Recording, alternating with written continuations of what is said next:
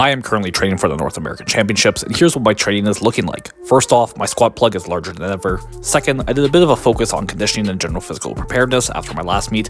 I lost 20 pounds in 6 weeks, and my strength is essentially maintained. Getting up to 261.8 pounds on my heaviest last training cycle, I definitely didn't feel the best. Some excess fat and my conditioning was bad. It meant I wasn't able to recover that well or handle much workload. I also started doing a lot more cardio. I was doing 20 minutes per day, around 85% of max heart rate. It was a lot, but I basically managed to maintain strength, and notably, my conditioning improved greatly. And this is important as I couldn't handle much workload overall before, especially on lower body. I think this bit of focus on conditioning in my training was 100% worth it.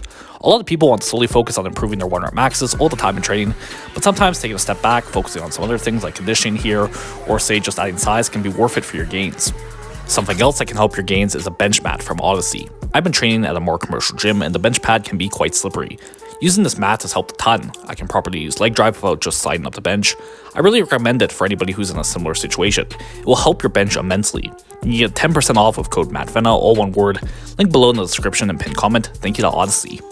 Anyways, that phase of my training focused on improving and conditioning is done, and here's my new program I'm running into the meet again.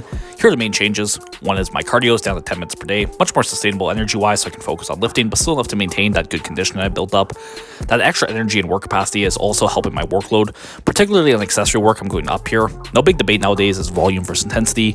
In recent years, for hypertrophy training at least, it seems the quote-unquote evidence-based people have swung heavily towards intensity. In the past, volume was really seen as king. I do think intensity is important, but with training to failure, I'm still trying to push the volume I'm doing as well, as long as I can recover.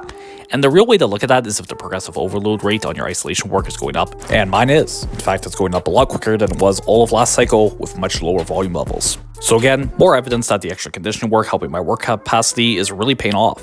Other than that, it's my same general program I was doing before, and comparing my strength on my top singles, again, I'm trending well. I showed you guys that comparison of my squat singles earlier, but I'm much later this training cycle and much earlier into the training cycle. I have twice as many weeks before my meet versus last time, so lots of room to keep adding.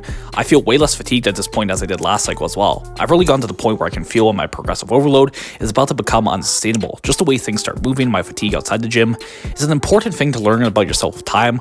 Lets you know when it's time to test your max and reset back to lighter weights. You basically don't want to get to that point where the extra weight is causing more fatigue, hurting your training quality, and thus your strength actually starts to go down. Anyways, the meet is at the very end of July. Put your predictions down below. What do you think I'm going to hit? See the pinned comment in the description for where to contact me for coaching and programs, my socials, and Odyssey benchmats. Please like, comment, and subscribe if you haven't already. And once again, thanks for watching.